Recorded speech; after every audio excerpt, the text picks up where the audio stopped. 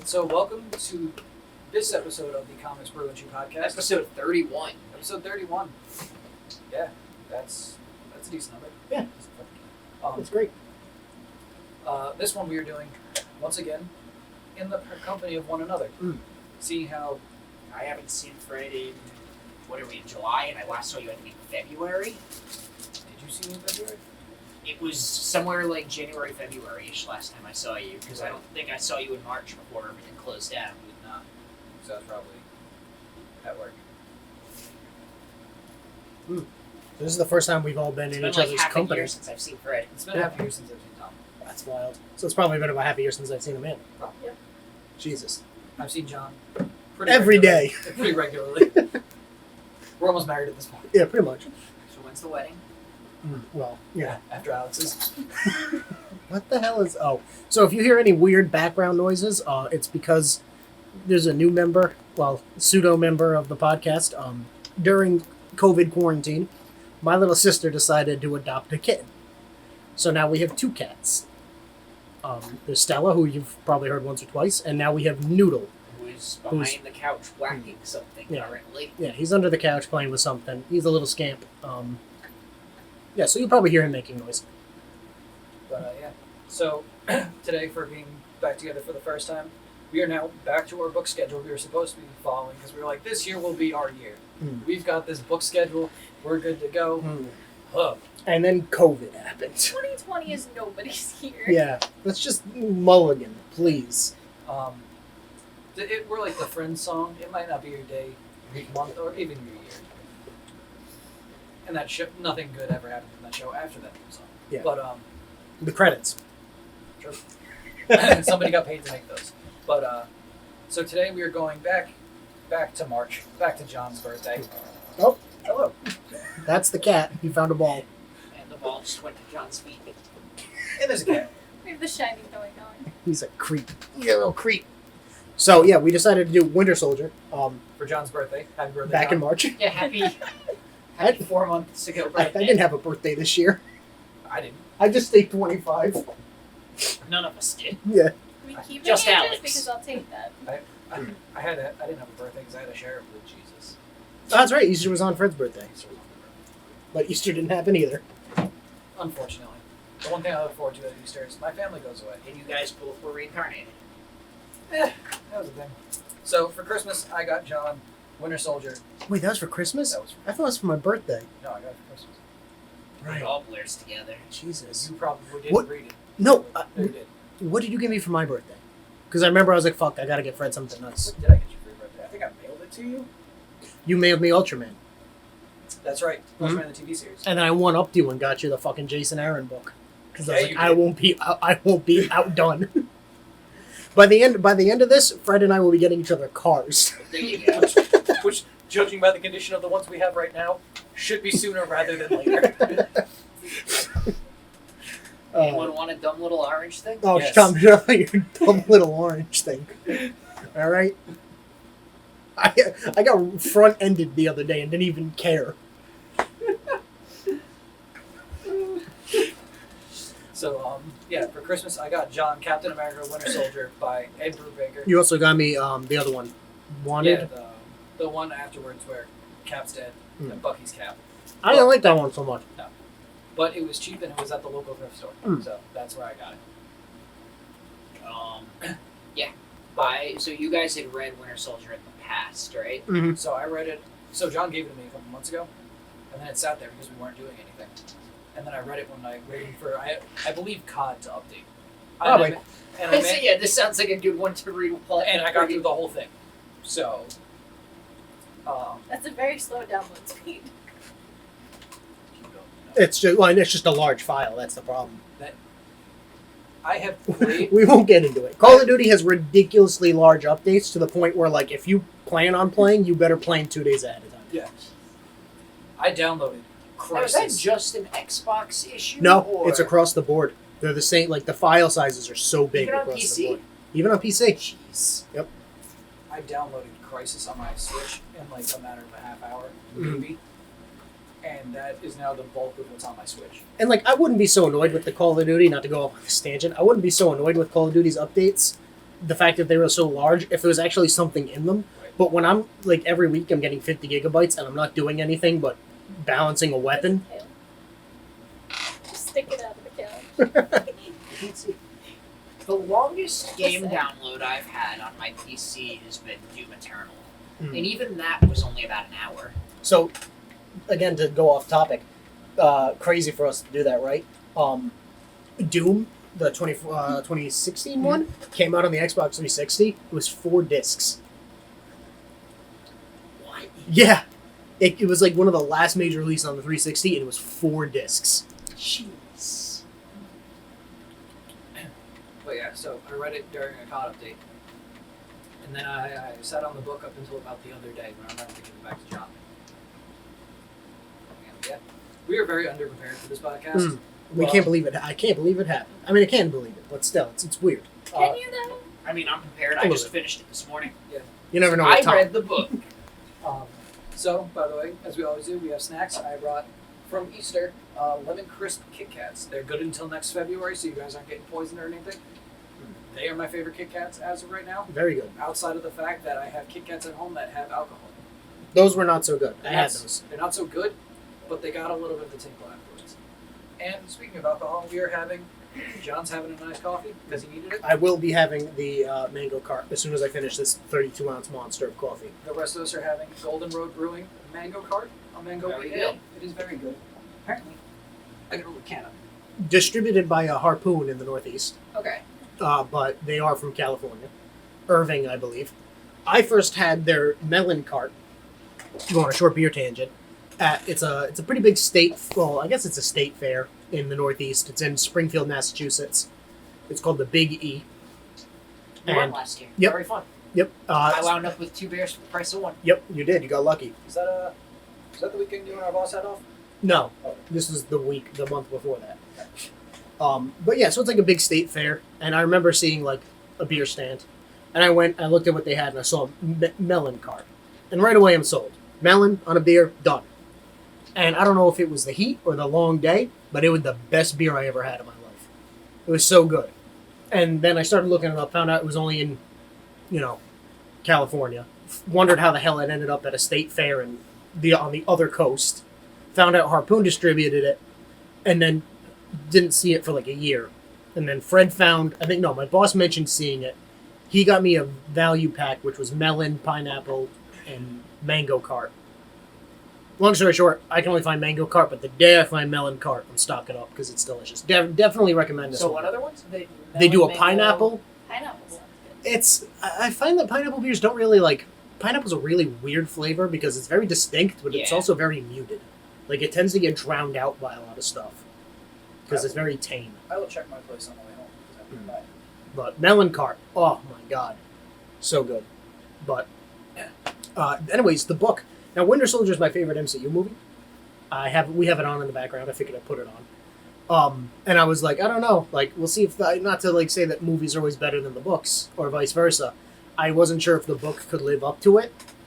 When it comes to actual novels being adapted into movies, I've always found the novels better. Yeah. Comic books, on the other hand, a little different. I think the thing is, like, when you're adapting a book, a lot. I mean, I'm not saying across the board every time, but like, for example, with Dune, because I always bring everything back to Dune. I'm looking forward to the Dune movie as an adaptation of the book. But then there's other situations where, like, let me think about, like, say, Stanley Kubrick's The Shining. I love that for the things that it changed about Stephen King's work. And I go into, like, some books to movies with one expectation, or some with another. Starship Troopers is another one where, like, the book is a total, like, militaristic propaganda piece, and the movie turned it into a satire on fascism. And I love the way it changed that, whereas other things I want to go in and I want, like, a literal adaptation.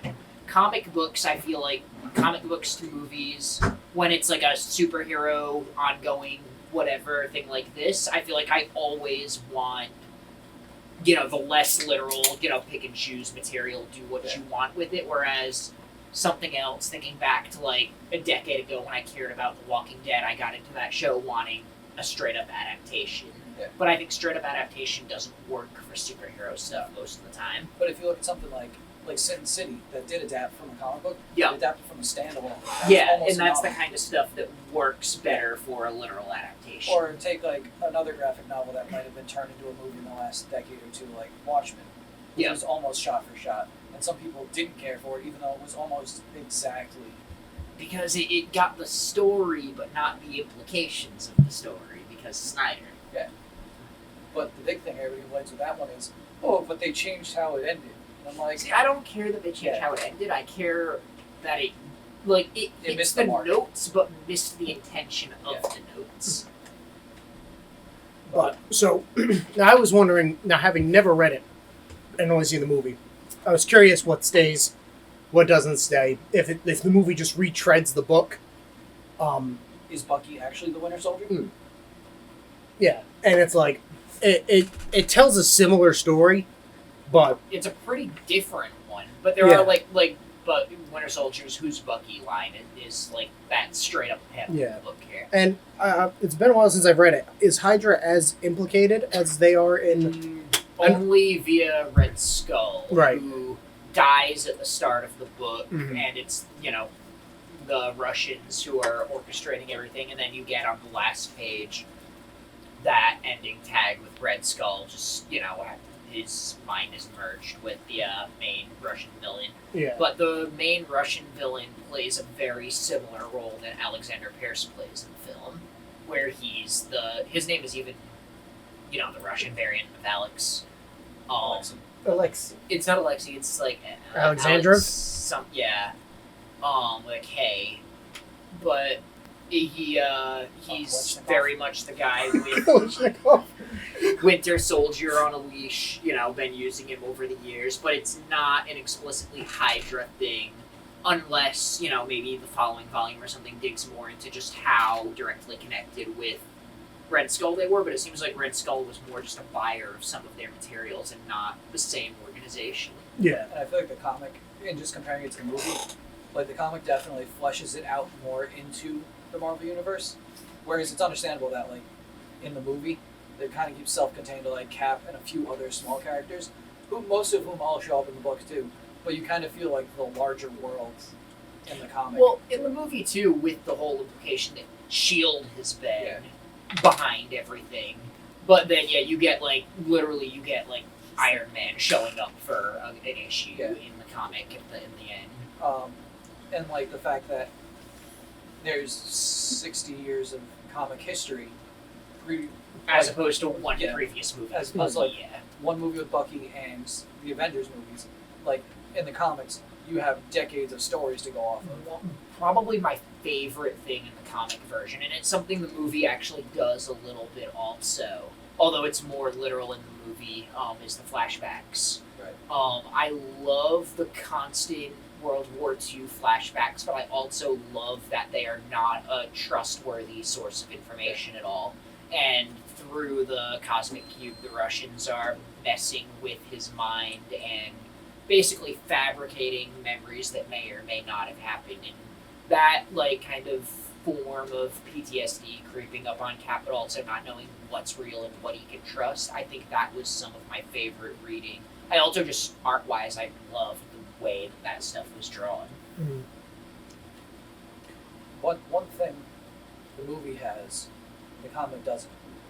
Sebastian Stan? What do you mean? Batroc in there? Oh no, he's not. Yeah, he's just. By the way, when the movie announced that Batroc the Leaper was going to be in it, I think everyone collectively sighed.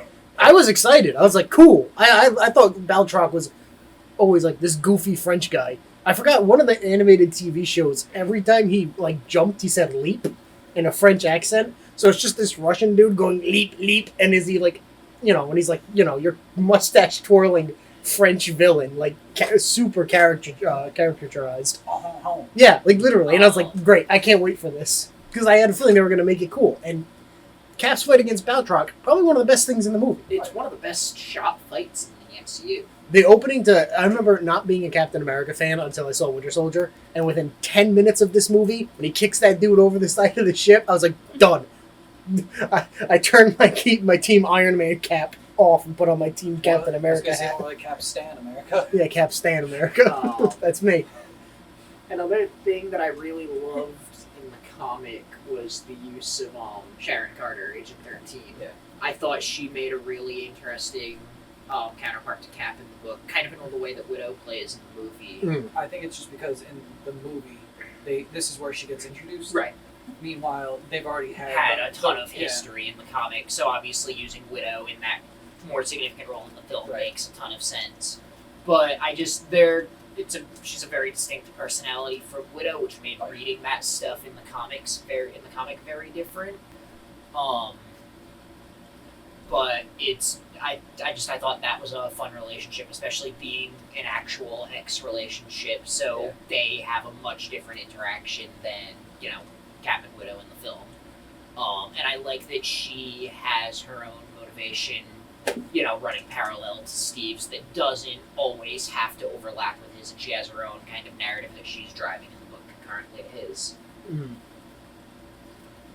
Then there's also the whole cosmic cube angle in the book, and that is probably the biggest divergence point from the film, where, Captain America did a lot with the cosmic cube, which then went on to be, the Tesseract and, an Infinity Stone in his first World War II set film. But Winter Soldier kept everything, it's super heightened reality, but as far as Marvel movies go, fairly grounded. Whereas this one leaned much more into the magical, cosmic, we got a magic cube that makes you, makes your private Winter Soldier documents show up in Captain America's room and blah, blah, blah. But,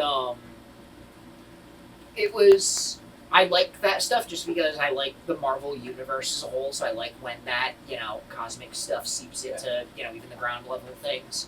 One of the biggest differences to me between the book and the film adaptation was at the end using the cosmic cube as the thing that restores Bucky's mind, whereas in the film it's just pure Emotion. will force and emotion going into it. And I don't think one is better than the other per se. I think they both kind of fit with the medium in the story that's being told. But that's just obviously there was a lot of differences in story beats, but that was the one kind of emotional thing at the end that stuck out to me as being super different between the two. Plus, with MCU, the cosmic cube doesn't really work the same way as it does in the. It's a portal and it's an Infinity Stone. It's a door, as Hawkeye says. It's a door, and doors open both ways. Nothing gets by him. He's so smart. Just point your arrow and shut up, Clint.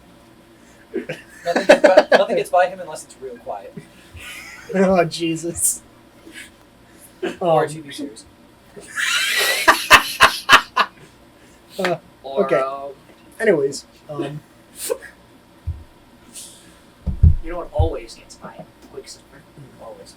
But, the book even has, a similar ending with, Bucky... so Winter Soldier in the movie he saves Cap and then kind of just disappears. In the comic, they think he's dead. And it ends with this whole thing with Cap being no, he's out there. He's just had a... And then it's even a similar... He's at Camp Lehigh at the end of the book. in the book he's in Camp Lehigh. He's at the museum he's at the credit scene in the film. So either way, he's looking for pieces of his past. Mm-hmm. I'd be... I've never read any Brubaker before. I really love just the writing of this book. I'd be very curious to read the next volume and see where the story goes. I have it. I can grab it. Okay. Yeah. What I really liked was the fact that, and I talked to the guys from Furious Rex because they recently read it too. That the way it's written, it's not like a Marvel event where it's everybody's tied in. There's tie-ins here and there. Mm. This was just a really well written story arc that just happened during this run. Right. It happens to be super because this influential. wasn't an event. It was just a new Captain America run. It was just hey, what if Bucky wasn't dead? What if Bucky was this spy? And it's that's a dope idea. At this point, they had never brought Bucky back before, right? This was So the first time. Yeah, back in the day, it was if you were dead, 99% of the time you stayed dead. This was 2005. Yeah. I believe. Jason Todd was maybe just recently resurrected. Gwen Stacy and Uncle Ben had never Gwen Stacy, Uncle back. Ben, the Waynes, everybody was mostly unless you were Thor or a big character. But if you were a supporting character and you died, you were dead. And you died from emotional impact, you were still dead. And like we were saying before, there was a history of other Buckys after Bucky up until which factors into the story. yeah, which factors anyway. into the comics, because in the movie there was only ever one movie with Bucky, and then that was it. He's the only logical choice. But in the movie, there's a little bit of like red herrings running through, because hey, there was Rick Jones, there were these other guys that were Bucky, and this guy's fighting with like a Bucky level of training. It'd be like in Batman, like when Jason Todd came back, if like the other Robins were considered like potential like assassins that were this character, Red Hood, outside of the fact that nobody in the Bat family killed, and they very clearly made it Jason. And I like the kind of meta way that the comic calls back on all of that by using one of these Buckies as the guy that's being framed as the Winter Soldier to throw S.H.I.E.L.D. off the mark of what's really happening. Yeah. And then what they is heavily do framed, that, and then Rick Jones is like brought in a couple of them. yeah. And then they use there's an interlude issue right smack dab in the middle of the book told from this other Bucky's perspective of the months leading up to his death. And it's like heartbreaking to watch play out as basically his mind completely deteriorates. And actually this whole framing of Bucky thing with a body double was not adapted in Winter Soldier, but they did go on and use that in Civil War with the UN bombing and killing T'Chaka.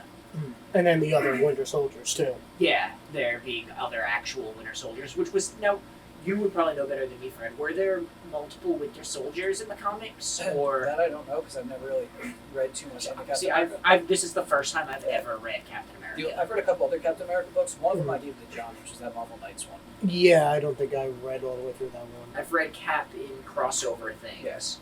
I Like, mean, I have an Infinity idea. Gauntlet, is that whatever, but... I've read more Winter Soldier than I have Cap. See, I like the idea of Captain America comics, but I don't really like the flag waving, like World War II. Well, that's the Like, I thing, like World War II stuff, but the I whole... think the flag waving, and I stand by this in the movies as well, I think you need the very, like, patriotic World War II stuff Mhm. to make him work in the modern day where he has all of those beliefs challenged by the modern world. I was to say, which, Yeah. And he doesn't just, you know, he sees all of the shit that's going on today and he doesn't just continue waving that flag and he And for, stands like... up against and it. especially in Civil War, Yeah. like, all his flag waving, to then be the guy that looks at the government and goes, no. Because it's almost like, well, for most governments and everyone, it's so far behind them that it's almost like this blurry image. Right. With Cap, it's like, you know, he's frozen in the ice from World War II. That was like yesterday to him. Yeah. He's like, this is still happening, but now I'm on the side of the guys doing it. And he's much more perceptive of that because he has it all in such close proximity. It's not separated by a generation or two for him. A little bit of a hot take. I don't know if I can say it's just Cap that's like that, because you look at some, like, even in the real world, you look at some other countries, and they definitely want to put the world wars behind them. Yeah. Yeah. But you look at the United States, and our claim to fame is still, yo, but look at us in World War II. Yeah. Like, we have the greatest generation. Everyone was losing till we joined. It was Yeah. like, well... And then what was the last A, to put it in a perspective, moral war we joined into? And what was B, the last war we actually, like, One? won? World War II. So that was our last big, like... Yeah, that was our big hurrah. That was America's golden moment. And so for us, like, as a country, we are like a distorted Captain America where, like, things have happened since, but everybody's willing to look past those to be like, but look at what we Yeah. were. And Yeah. that's And the they want to fun pretend that this is thing what we are. about Captain America because he's a lens that these writers can use out of time to show just how much things have flipped in a way that, you know, they have a character who literally witnessed that to be their vessel to explore this. There's a story where Captain America gets sent back through time and ends up back in the United Avengers States. No.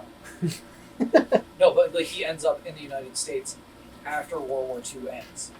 But he's like, oh, I understand everything that's going on because not much. But actually, just to cut you off for 1 second, in the comics, does he see the end of the war or no? No. Okay. But so he sees. So he's like, oh, this is everything I'm familiar with. He's like, yeah, I don't have like all the technological advances I had when I was in the future. But he comes home and he's like doing this and that. But then he goes and he sits at a ball game and he sits in like the segregated section. Right. And he's like, he's kind of taken back for a second. He was like, oh yeah, everything wasn't as good. Because like when they show him coming to the future at first, and like he's like he sees people of color, he sees women doctors, like he sees all this stuff that wasn't the norm back in the 40s, and then he kind of realizes the advancements we've gone through, and then when he's sent back to his time, he's like He forgets they're there. Yeah, he forgets how kind of messed up it was. And I mean, it's always been messed up. It is messed up. But it's different ways. And again, I think that's the real charm of the character, that you can use him as this lens in one time period or the other to explore. Like, I like that he's this guy running around wearing the flag, but exists in a way that will not shut up if it's time to counter the authority of that flag. And that's why I think you need to have his little, like, go America moment at the start, and not make him, like, super jaded. Like, I can only imagine, like, a Zack Snyder modern day Captain America. Oh God, imagine. But I Like, think insufferable. you need to give him that moment where he's like, go America, I'm doing the right thing, so that way he realizes, oh, there's actually crap all around me that's bad, and I still love this country and what it should be and what it can be, And we have to but make it that way. I'm very willing to stand up to this country to make it that Which is way. why I think when they made Sam Captain America in the comics, Yeah. that was the next best move. Yeah. Like, granted, they did make Bucky Cap for a while, but in the modern day, like, hey, Captain America is whoever embodies and is best for the country. And that's why I'm glad in the films and now TV they went to Sam instead of Bucky. And I think it's going to be interesting because now with the show that's on hiatus because COVID, Pulling but out. I think it's interesting that there's going to be this bump in the road before he gets to wear the costume in the form of U.S. agent, especially where America is at in 2020, throwing this government sanctioned, probably law enforcement background guy in the Captain America suit to stand in front of, the black guy that's supposed to be wearing the costume that, it's very unfortunately timely in a way, and it... The U.S. agent has always been the counter Captain America. Right. Not like where Red Skull and like Hydra were like Straight up Nazis. Yeah, straight up Nazi. U.S. agent was always the zealot patriot who Very wholeheartedly, right-wing, I imagine. who wholeheartedly believes in the government, the system, yeah. and is willing to do whatever they say. He's willing to be like the lapdog. And then you got what's his name? He was in Jess Jones season 2. Patriot. Patriot, who's the same way. He's very government focused, but he's also like dealing with a lot of mental stuff and like drug addiction. But he's very That's right. like verbose and forward Okay. American wise. And to go from that to Cap, who is it's like a weird like almost triangle of like patriotism. Because there are definitely stories where you have Cap. It's almost like one's patriotism, one's authoritarianism, and the other's I don't know. I was gonna say like chaotic neutral.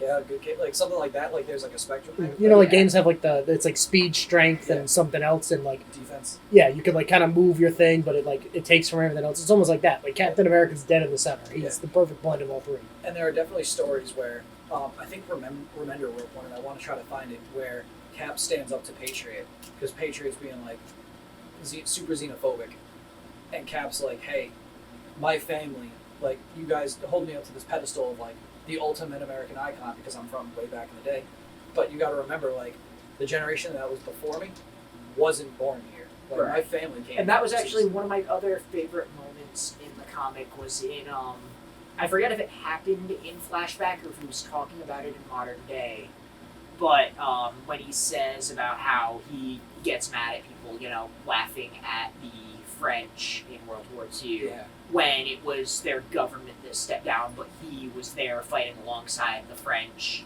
volunteers that wanted to keep on going. Is this doesn't have the freedom fries in it, does it? No freedom prize thing.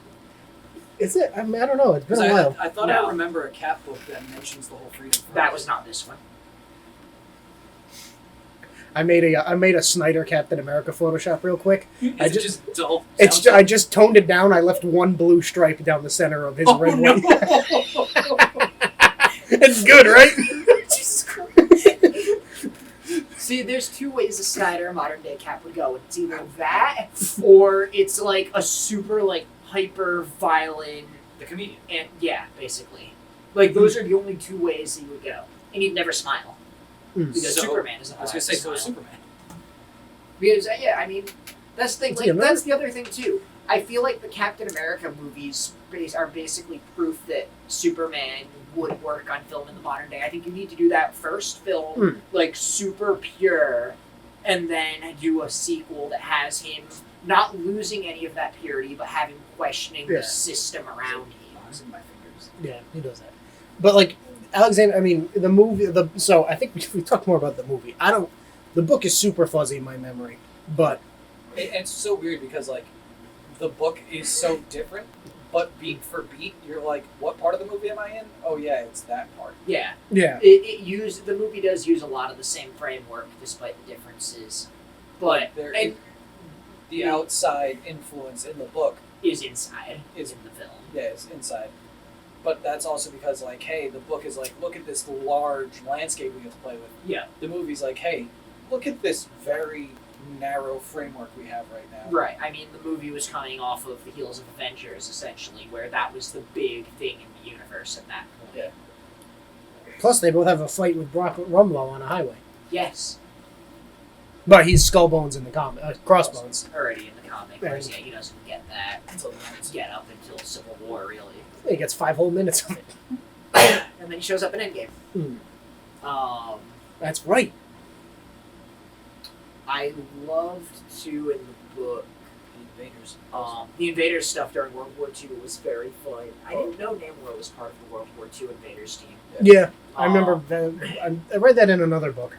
I knew about, old school Human Torch, but not about Namor. The fact that there's like almost domestic terrorism in this book too is kind of nuts. And yeah. But the way this book's written, I feel like we will never like. And I was saying this to some other people too. We won't see books written like this anymore. There will be no more like big continuity shifts Yeah. in the main story Right. that aren't also a part of a bigger tie-in. Yeah, anything like that is going to happen in an event book. And the event books are going to mirror whatever's coming out for the movies, unfortunately. So like, Which sucks too for the movies because They in won't have 15 something. years, what are they going to have? They to can't adapt. I mean, I guess they'll adapt Civil War too. But yeah. but can I we talk, can't- can we I talk can't wait about for the Infinity War too. how great it would be if they went with suit-accurate Falcon for the movie. Oh, like the red with the Now, goofy tights. Yeah, Anthony incredible. Mackie has been saying since Winter Soldier came out that he wants that. Maybe they'll do something goofy with it in the show for an episode. I really hope that in the show, like, I get it, the MCU is more grounded. They're not going to do this bright red and white with gold trimmed costume with, like, fake wings. But at least make his like, instead of his costume being gray with Yeah. dark red, just make it, like, white. You know, it'd be cool. Yeah. Especially with him picking up the mantle of Captain America soon. Give It'd be him cool that to have, like- one more time before he actually is allowed to, hold the shield without Kurt Russell's son away. Or just make his Captain America outfit white. Like, Right. Captain America's was mostly blue. Emphasize the white and then have the red Have you and blue seen- as highlights instead of Have you blue seen with red and Falcon's white Captain highlights. costume? Yeah. It's kind of like a nice hybrid of both, plus he flies. Yeah. No, I'm assuming he He's does Captain get the Falcon. Captain America costume because he's mentioned that he did a fitting for it. I imagine it's going to be like the last episode. Yeah. And then he'll either get like a show as Captain America or he'll get a movie as Captain America after that. I hope so. In probably whatever the next Avengers movie is But, or like, something. I mean, from what I've read for comic Marvel stuff that was then adapted to the screen, I've read Civil War, I read Infinity Gauntlet. I think I read. I read the 2008 Guardians run was basically the gist for what became the movies, and I've read that. I haven't read a lot, but I'd say like of the ones that were adapted to a Yeah. movie, this one is like both of them. Instead of like one holding up the other, They exist They very both, well like, together, yeah. yeah, they exist I'd together. say that actually for Infinity Gauntlet as well. Yeah, I yeah, think Um, the big thing with these movies, though, like, but it stays more faithful And it's actually, to what's the funny you book. mentioned those are the ones that come up being Russo Brothers films. I was talking about this with Amanda yesterday. where there's most of the Marvel movies that feel like they are like the House Marvel style. And then I'd say there's some that feel like they kind of break out of that House Marvel style. And when I think of movies like that, the ones that come to mind would be like Iron Man 3 and Guardians and probably Thor Ragnarok and whatever. I think the Russos don't really break free of Marvel's house style, but I think they're the ones that kind of perfected Marvel's in-house style. Yeah. And it makes sense that with them being the ones that don't really like break the mold, but excel in what that Refine. is, Yeah. they're the ones that are also the ones that are bringing like literal comic arcs to life instead of just using the characters. Yeah. Well, the big thing with, if you want to look at like the ones that we've read and like compared to the movies, Captain America is the most like focused of all of them because it is just Cap Yeah. and some side Cap characters. The biggest pull-in, if you want to call it a pull-in, is Iron Man, who doesn't show up in this movie. Right. You look at Infinity War or Infinity Gauntlet and Civil War, that is the whole of the Marvel universe. So there's a good 2/3 of those characters that show up that Marvel couldn't use at those times. Yeah. So like those they definitely had to play like fast and loose and only kind of use like bullet points with, because like, oh hey, And that's why I think making Civil War at its heart still be Steve and Bucky's story was the right move for film. but like and like a lot of the story you could do without like Cloak and Dagger showing up, because Cloak is like teleporting, like the Punisher scene where he breaks into Stark Tower and like meeting Spider-Man. The fact we got Spider-Man in that movie, I will not complain about. Spider-Man's arc in that movie compared to Spider-Man's arc in the comic book, definitely better. Doesn't he just get the shit kicked out of him in the He gets comic the book? shit And he reveals himself. Yeah, and he reveals he himself. reveals himself and then gets the shit kicked out of him. Ah. And then ruins Spider-Man comics for the next 3 years. One Because, more day. Don't worry. Maybe they'll do it. Maybe they'll have Doctor Strange cast an Amnesia Storm. that's what they did. I know. I'm saying for the movies, because the movies did the same thing. No, because the movies, they did in the comic book to retcon the fact that he made a deal with the devil. Right, man. With the deal with the devil To save Aunt May, who was shot by a sniper who was aiming for Mary Jane. Spider-Man pulled her out of the way. and he sacrificed his marriage, right? Jesus. Someone was sacrificed a MacBook. Um, He's like, it was like this. Watch. I'll save my beer. I'll let the computer hit the floor. yeah. But I mean, I would One say more podcast. that I forgot. I had a point. I lost it. It's gone. Sorry. It's all right. Probably the beer this early. It's 1:30. Yeah, but in terms of like, this might be my favorite comic book that I've read now. For a while, it was like I really liked Batman White Knight, or whatever that one by Sean Gordon Murphy. Yeah. Which sequel finally wrapped up. So Oh, yeah. for that to get a trade. So yeah, we'll do that one when it's trade. I liked. I really liked Batman Year One. That's another one of my favorites. But Like Batman has good comics or whatever. I think for Marvel, it might be this one. Yeah, this is a really It was great really run. Like the artwork in How'd they it is finish it? the artwork in it is fantastic. We haven't talked too much about that. Yeah. Outside of like some of the stylistic choices. Yeah, that who did the art for this? I love. Epting, Lark, Perkins, Leon. So Which one? that interlude issue was definitely a different artist. Oh yeah, it was. But And like- I like that they changed that up. It wasn't like Alex Ross, like photorealistic, like rough, but it was like very, very realistic, very dirty, very dark. It's what good modern comics can look like when they're not like lazy and half-assed and rush to the shelves. We're talking about this one, right? Yeah. The Jack Monroe story. Yeah. And I How loved Hawkeye ended. What? I need how loved Hawkeye the flashbacks, the art style and the flashback stuff. With anytime it cut back to World War II, like that art was gorgeous, and the kind of retro coloring look that they gave it. It feels like watching an old, 40s or 50s serial or something. Even the cover for that last issue where Cap and Bucky fight Yep. is like the modern art style in the front, and they had the old school look of Cap and Bucky in the Yeah. background. What if Cap showed up in Jack Monroe's Nomad costume in Infinity War? The fucking yellow boots and the Yeah, blue. I didn't know that was Nomad's comic costume until I read Yeah, this. It's funny because like for every identity that Cap had, like somebody else has at least had that mantle once. Yeah, So like there and was that's another the thing Nomad. that they do with Jack, like basically spending his whole life living in someone's shadow. And then the ending, though, of his interlude issue, where he spends like 10 months, the last 10 months of his life trying to bust this gang that's selling drugs at his former adopted daughter's school, only after he dies in vain with all of this to realize that his like early onset dementia from the corrupted super soldier serum setting in, and it's the ice cream salesman that he is thinking is this drug kingpin that's been selling, fudgicles at the school. And it's like that one issue, even taken in isolation of the rest of the book, is heartbreaking. There are some good standalone issues that like Marvel puts out in the middle of runs that like kind of just come out of nowhere, and you're like, God damn. One of the ones that I can think of is the middle of like either a Spider-Man or a Venom run. They show Flash Thompson in Iraq or Afghanistan when he loses his legs. See, that's like a cool, like, taking a not a backseat to like a main story, but just to have this nice little like refreshing, like a side. It's like the in the Fraction Hawkeye run when they did the Hurricane issue, that issue there, and I love Still need to read that. when just that's the thing that I like about when there's not some big major crossover going on. When, or the best case scenario is when the crossover is being written by the same person writing the main run. Right.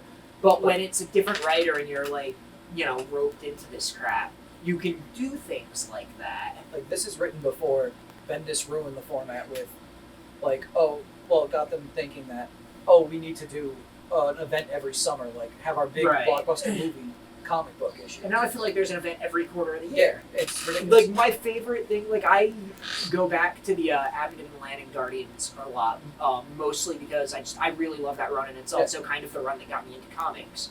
But the cool thing about that is that Marvel was so hell-bent on doing Civil War at the time that they gave Abnett and Lanning free reign to do the cosmic stuff because they didn't care, because all of their big toys were at home on Earth involved in Civil War, and all of the editors were focused on Civil War. So Abnett and Lanning were just off in space playing with their Guardians book, their Nova book, and then doing all kinds of events that they were also the ones writing. Yeah. And they had complete free reign to just weave these stories in and out of events that made sense, and they had complete control over that corner of the world, and it was fantastic. And then, like, you go from books like this with self-contained major stories that people can look back on. Like, you can go back before this and look at some stuff. But it's funny because you get, like, one of, like, Iron Man's classic stories that everybody talks about is, like, Demon in a Bottle. Right. When that's, like, an issue, but, like, his alcoholism is talked about, like, 2 issues beforehand, alcoholism issue, and then, like, a couple issues afterwards dealing with it. Days of Future Past is 1 issue, but they throw it in a trade with, like, 4 other issues of X-Men. They call it the Days of Future Past issue. Demon in a Bottle bothered me so bad. It could have been done so well. It could have. What do you mean? Iron Man 2 was great.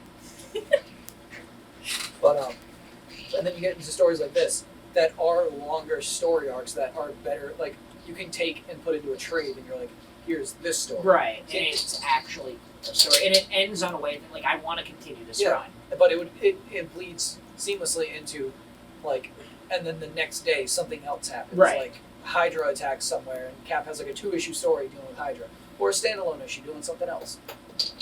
But, and then you get the summer. Speaking of, I guess there was a standalone story in the middle of this run that just has nothing to do with anything because the trade literally just skips over issue 10.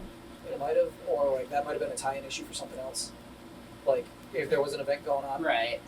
And that's the other thing, like, events pull authors off their story arcs and make them, like, shoehorn their characters into a book. Which is why I love, like, what was going on in space at the time of Civil War. And, or, like, when, someone, like, I don't know, it's cool if it's, like, an event, like War of the Realms, which you really liked, I know, but it was cool because it was a Thor-focused event written by Jason Aaron, who was writing Thor. But there was a lot of outside hands reaching in, telling him some stuff that he needed to have. And then, like, that book probably also disrupted other books. And that's where continuity can get really messed up. Not messed up, where it can, like, become a wall, essentially. Where, like, sometimes, especially in comic books, I don't care about continuity most of the time. I just want the story that I'm reading to be good and to be true to who the character is. And I don't care if this story lines up with this other story that's also on the shelf. I get, like, hey, say this captain, before this book happens, like Bucky just shows up and they start using Bucky again. Right. Keep the continuity of no, Bucky's been dead. Right. Now this brings Bucky onto the table. You can play with him. But I don't like, care if this author writing Bucky and this author writing Bucky. Like, I don't care if the stories have discrepancies. Right. But like, the only thing I care about continuity is like, hey, here's a loose framework to Right. work with it. But there are some authors that are very like stringent on like Everything has to line up and fall into place. And then, but the big issue I see now, especially with Marvel, is like in the post Hickman years. Like Hickman wrote Fantastic Four. He's back on X-Men, right? Yeah. Then he wrote Avengers, and Hickman wrote this, and then Hickman wrote Infinity, which tied it all together. How is Infinity? Is that any good? I know that's where the Black Order debuts. Yeah, it's pretty good. But like, so you had all these books that Hickman wrote that lead into Hickman's big event. So now you got authors like Cates and some other guys doing their best Hickman impression, where like, hey, here's me writing this book, and me writing this book, and me writing this book, and all my plot threads are going to show up in the same big event book. It's still event focused, but now instead of having different authors writing these different runs, you have one author writing 6 different books, so when the event happens, it all takes place together and makes sense. Yeah. And that's why I think events are at their best when it's a person doing the event and the tie-ins. Right, but to have one person writing 8 different books, that way it satisfies one event, is a little, because like when you see all the books are just leading to the same point, it's a little weird. And like if that shouldn't be the format people are going on. Like Aaron went from writing Thor to writing Avengers. Yeah. I don't really care for his Avengers run, and I love his Thor run. Right. But like his Thor run was broken up into. It's like, his Thor run wasn't a run; it was like 7 different runs. Because of here's an event, right? Here's, and every time there was an event, he basically started from a new number one. And that's the other thing Marvel's doing now. As soon as an author's done writing their run, they don't legacy number it. They just switch to a number one because number one sell really exactly, which is also garbage. Like, oh, here's the new number one, but here's also the legacy number on it. No, what just tell they me should do is legacy numbering and then have a banner at the top like this story arc issue 1 of whatever or one shot or whatever. And that way a new reader can be like, okay, this is Iron Man number 607, but it's the start of this new arc, so I can pick up and just go from here. Like, I finished reading in one sitting yesterday, I read Mark Waid's Daredevil, like one of the volumes out of that. I didn't have a lot of context for what was going on, but it was good, and it all stuck together, and it was one completed story. Mark Waid is because I haven't read the last issue or 2, but I was really liking his Strange run before COVID messed everything up. But Mark Waid's also like an old school writer. Like Mark Waid wrote Kingdom Come. Yeah. So he's been writing since at least the 90s. I know. There's a good old run. Yeah. So like if you see the older authors, they can still do that, hey, here's my story, but they also have the pull of, I'm Mark Waid, I'm this guy. Yeah. I can go ahead and do my story. I'm what was his name? He was writing Spider-Man for so long. Dan Slott. Yeah. I'm Dan Slott. I've been writing Spider-Man for the last 8 years. I don't need to actually show up in your tie-in. Right. But like, then you got these newer authors or authors that aren't as sure. And I feel like the only one that Marvel has right now that's really broken that mold is Cates. And I feel like most of Marvel's writers over the last 10, 12 years that they had that were very like independent or on their own got forced out by the company and are now all writing for DC. Yeah. That happened with Bendis, it happened with Fraction, it happened with DeConnick, it happened with Bendis wrote himself out. Well, yeah. But I just mean all of the like when you think back at like the whole slate of Marvel's big writers 10 years ago, they're all they were doing indie stuff at the time. They're all doing indie stuff and now at DC. Yeah. And DC is much better, I feel, about maybe because they have 702 different arcs, but they're much better about letting people play in their own wheelhouse. The thing is, Marvel is too focused on continuity in their books now. They're like, everything has to make sense. That way this event works. Because we're doing this event this year. Yeah. And then we're doing this other event this year. And then Marvel's also playing with the fact that we don't want to write certain books because we can't make movies about them because somebody else owns them. Now they're getting better about that because they own everything again. They're owned by Disney. Yeah. And Disney owns everything. So I know a while ago, probably like maybe. I mean, Hickman got to reboot X-Men now that they have the rights again. I forgot what year it was, but I remember they just completely stopped doing anything Fantastic Four. Yeah, because they were trying to. It was around the time of Josh Trank's movie. Yeah, they were trying to make it unmarketable. When Secret War. And the thing is, even with all of the stuff that they do, like when Fox had X-Men and Fantastic Four and Sony still having Spider-Man, Marvel, Disney still has the toy rights to all of that and everything else. So any like tie-in, like any like toys on the shelves, you know, when you go to Target and see a wall of Spider-Man toys, sure, the movie is Sony, but the toy and merchandise money is all Disney. Yeah. But DC, on the other hand, their continuity is wide open. Because you had guys like Jeff Johns who for years were like, oh, I remember reading these characters when I was a kid. And they're not the characters anymore. Like, so-and-so's dead or this guy's this. Now I want to write about those guys because they were my favorites and I can write books now. Yeah. So I'm going to fuck with all the continuity and they're going to have a crisis. Like, whereas Marvel has an event every year, DC has a crisis every 2 to try to fucking organize their continuity because they don't know what they're doing. How many, like, so I know there was like Crisis on Battle Earth or something. Crisis on Infinite Earths, Infinite Crisis, Final Crisis, Crisis 2, Crisis 3, Crisis Remastered. God, my favorite Crisis. There was Identity Crisis, which wasn't really like a crisis. You could crisis. say Bucky had an identity crisis in Captain America, the Winter Soldier, by full Brubaker. Full circle. Tom's pulling Full us in a circle circle. like Captain America's Shield. shield So- within the organization Shield that he works for. Which is We're in both the losing. movie and the book. Wow! Get the chloroform. He's lost. So speaking of breaking news, well, not breaking. Apparently, Haley Steinfeld is signed on to be Kate Bishop. Yeah. But this is all Fingers crossed, speculation. she's a great actress. I've liked her since. She's great in Bumblebee. I still haven't seen That's Bumblebee. It's so good. Oh my god! And I'm not like Transformers 1 through 5, dog shit. Hey, Bumblebee, Transformers 1 through super 3, I enjoyable. enjoy the fuck out of it. I thought, I mean, she was only like a teenager and like probably 13 or so, but she was fantastic in True Grit. The Edge of 17, she has Yeah, Kate's attitude. Coen Brothers. Who? Edge of what? Edge of Edge of 17. 17. It's fun. It's a good coming of age story. Oh, I'm watching one of those, but it's an But, anime. Right. You haven't seen True Grit remake the Coen Brothers did? No, I did. The one with what's his Josh face? Josh Brolin. Yeah, and With Thanos. But guys, and Hawkeye. Jeff Obadiah Bridges. Stane Yeah, Jeff Bridges. and Matt Damon. Yep. Yeah, I saw it. I used to mix up Jeff Bridges and Jeff Daniels.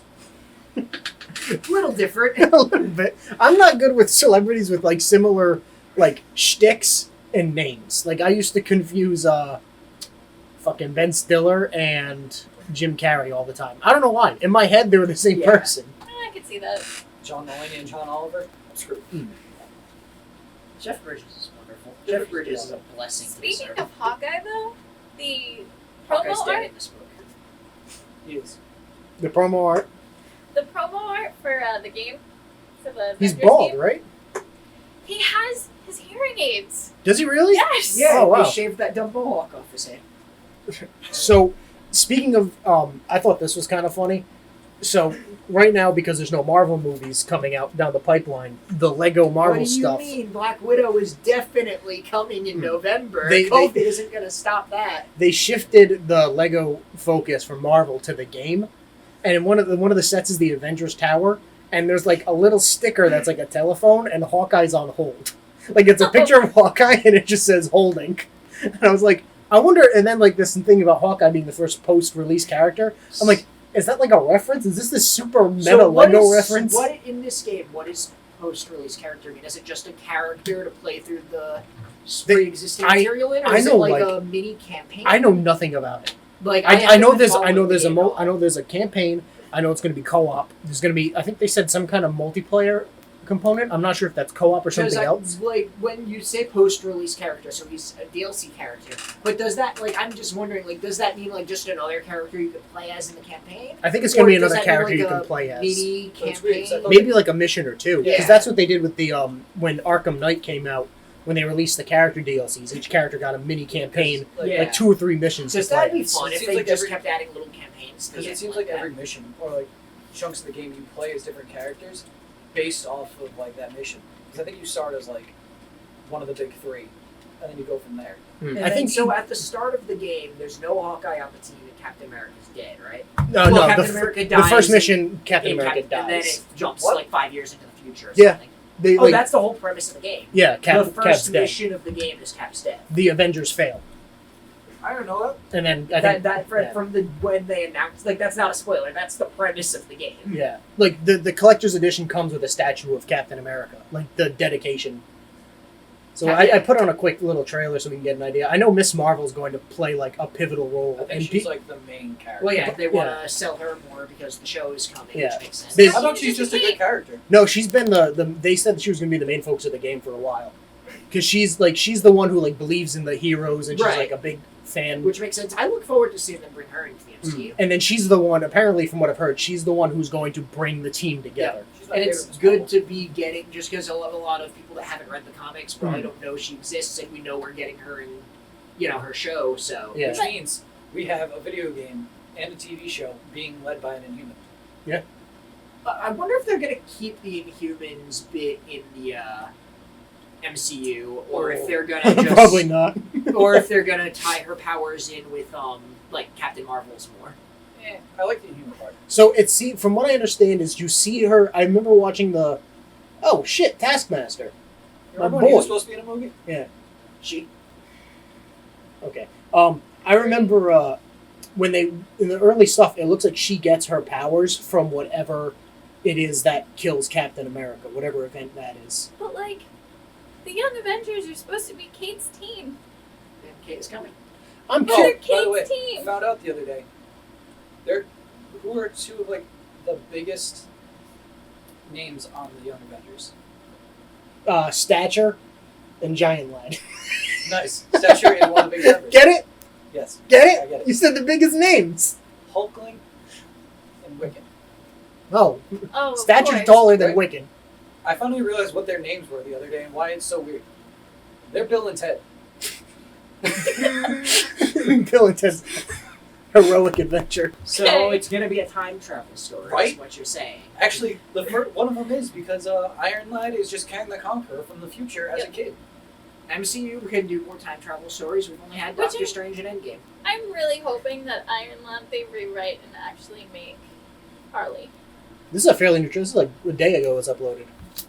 Right Yes. there. Look, he's got like the fraction He has thing. my T-shirt. Yeah, no, they said they're pulling from the Fraction Asha run for a lot of inspiration. And I was watching the I saw Aja bad-mouthing Marvel on Twitter a couple days I ago. was watching a podcast last night and they were talking about this because shout out to the Wolf Den. They talk about comics and video games over there. So of course this is a comic video game, and they were like, "Yo, of course they're pulling from the Aja run. It was the Fraction Aja. It was the best run anybody Yeah. ever wants to talk about." And I'm like, "Fair." Oh, I'm looking at. They have the I paused the trailer and it's this like cobweb covered photo of the Avengers, Because Spider-Man. and I'm trying to figure out who that is, and it's Thor. All right, who else could it be? Quicksilver? That's obviously Captain America. He's got a star on his shirt. That's the Hulk. He's wearing purple. That's Hawkeye's got a bullseye. Yeah. Iron Man. He's got the arc reactor. Yeah. That's the only woman. That's got to be Widow. Obviously. And then it has to be Hulk. Thor. The only female Marvel has, Black Widow. I'm not such a fan of the Iron Man suit, but I'm glad we're going to be able to change it. I love the Thor costume. There's a lot of cool Thor costumes. There's from what I've seen. costumes? Yeah, there's different costumes. The Captain America, not a great look. No, good thing he's dead. I thought Iron Man just dabbed. I was about to cancel my pre-order that I don't have. It's weird because from what I've heard, you play through the missions as the hero you need to be. Yeah. So it's not like an Ultimate Alliance system where you can toggle heroes out? So right now they're showing the heroes you can play as the beta. It's Iron Man, Miss Marvel, Hulk, and Black Widow. It's going to be co-op. I'm curious to see how this works. Yeah. This has been in development a long time. So we're playing it. I mean, yeah. Hopefully it has, like, split screen. I We'll have to it do a wouldn't LAN necessarily need to be split screen if it's third person and you're each controlling a different character. Yeah, that's true. Well, Yeah, I it didn't think depends about how that. far on the screen that'll allow you to go. Yeah. Well, usually when third person games do that, don't they like only let you go to the edge Yeah, if the so other person far. is going the opposite way? But that'd be weird though if there's like stuff on the opposite sides of the room. Like if you need to hit two buttons. Mm. Or like one person. That's true. Like back in the day when one person used to have to go like up to like a button to open the Yeah. door for the other person. I think they can make it work. Yeah. As We'll long have to as see. that stuff is, yeah. So it looks like they have these harm Ultimate challenges. Alliance made that work, and Ultimate Alliance had a lot of like two people puzzles like that. I'm always curious to grab the third one whenever it goes on sale on the Switch to see how it is. like people are like, it's pretty much just And it looks like they're Ultimate showing Alliance off 3. different costumes in the trailer. Too. Yeah, I like this blue and gold Iron Man. It's sick. I I'm never sorry, is did that just play the second Blue one, Beetle but I Jaime like the Reyes first Iron one. Man? Look, it's Black Widow, but she's in red. And Kamala Khan changed her t-shirt. If Kamala Khan's costumes are just different t-shirts, that'd be so lame. Look, different t-shirt. Oh, that's Iron Man. I know. Well, her regular costume's a t-shirt, but she But has, I mean, she has a her domino having mask. like different character T-shirts makes sense because isn't her whole like initial background thing She's she's like a total American. fangirl? She's on the run from AIM. I think AIM's after her. Which makes me think it's not inhuman at that point if AIM's after her. Yeah. Hulk's really Killian fun is to after play her with as. Extremis. Thanks, Aim. I know they've shown like gameplay of just about every hero except for Hawkeye. Well, yeah, because they just announced them yesterday. Yeah, Oh, hey, looks- the AIM guys have kind of Beehive like helmets. get up AIM look. I'm shocked we didn't see like a single AIM hazmat suit in Iron Man 3. Yeah, I mean we could always see more AIM. I'm shocked they haven't been using the Ant-Man movies, honestly. Yeah, so this I guess is going to be their big multiplayer thing is war zones. They haven't really said. I mean, I'm sure they're explaining it I in like this that trailer. she's just Spider-Man web slinging with her stretchy arms. So is Black Widow. Black Widow's Spider-Man swinging, which makes me believe maybe. I'm curious if this is in the same universe as the PS4 Spider-Man. I hope so. I mean, So we're seeing Iron Man fly. I wonder if you have a time limit on that? No, Like, I don't see any kind of bar that would. I mean, maybe that's what that is up here. Maybe.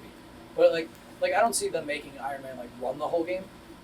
Like he might like hover and go like straight up flying. It comes out. What's it come out? August? September. Oh, yeah, you're right. It got pushed back. What? Oh, that's kind of cool. What is this like? Is there a comic reader in here? Friend's about to buy it just for the comic reader. Hells yeah. So this is coming to every system, right? Oh, look at that. And is it one of the yeah. games they're optimizing for next gen, so it's like a free update? They haven't Or- said yet. I feel like it's been in development so long that maybe Probably not. next year they'll be like, here's Marvel Avengers Ultimate Edition, and it comes with like all the DLC, everything with like upgraded graphics, which you always see at the beginning of a new console generation.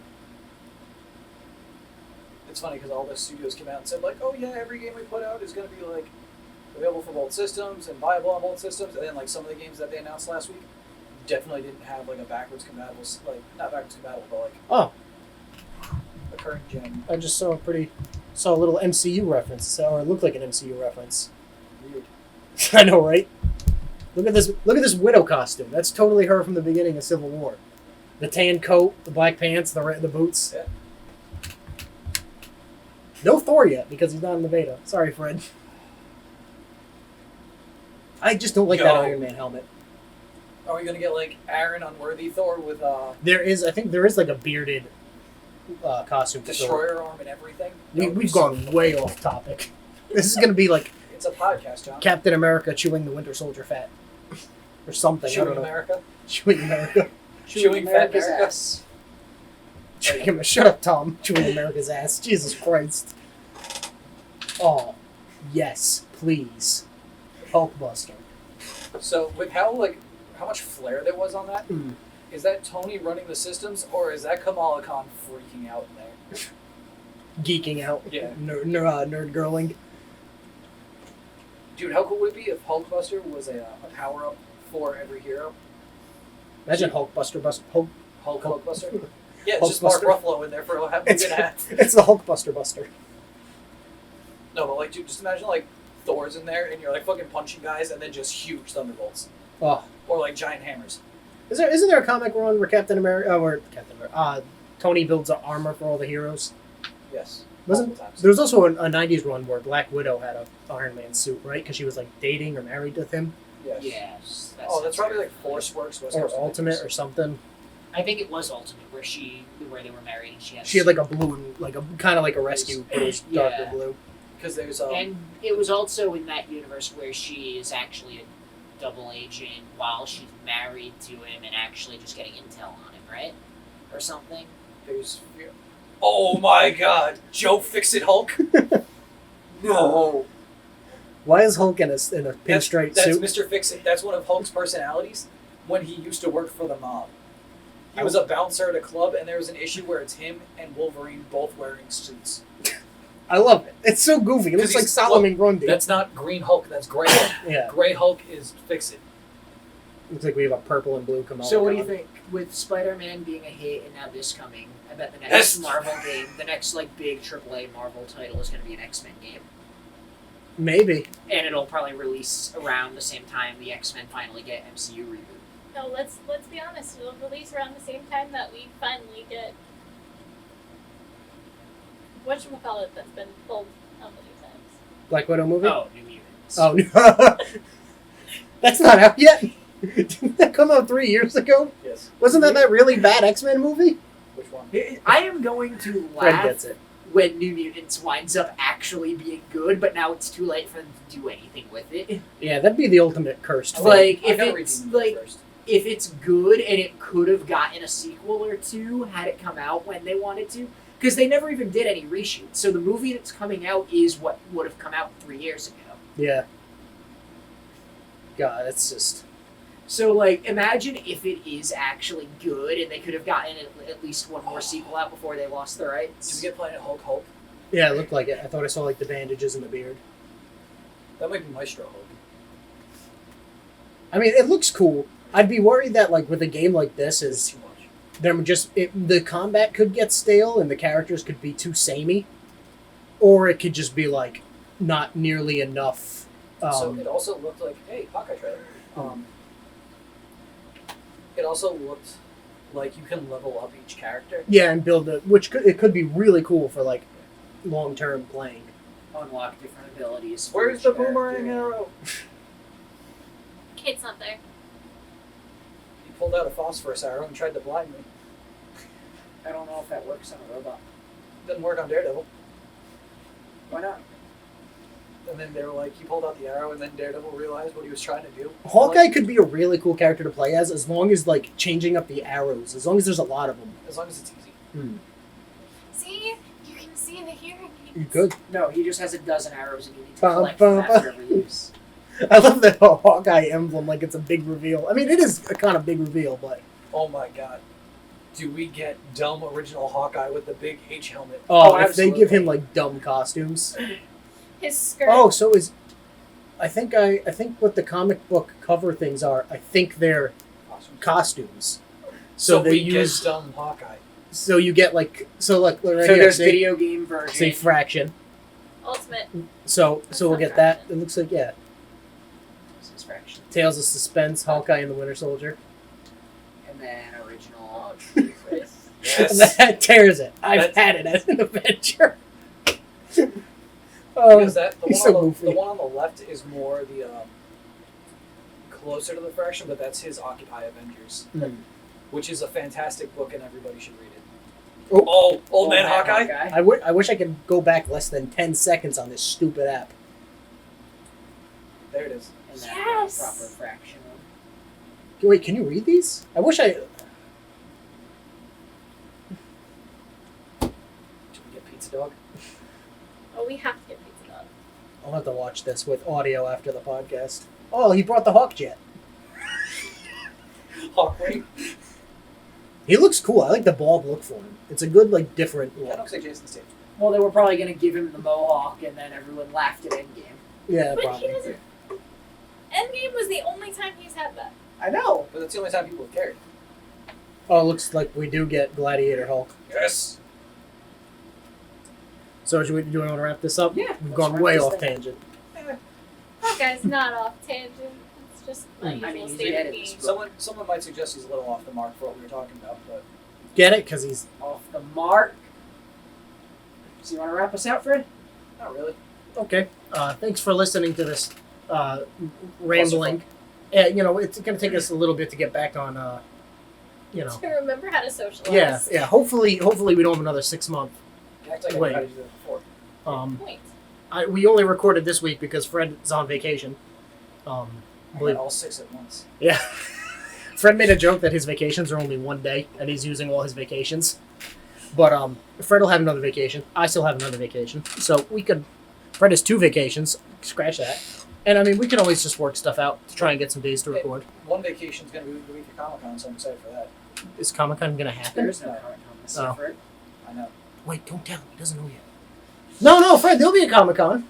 Like us and subscribe, guys. Bye.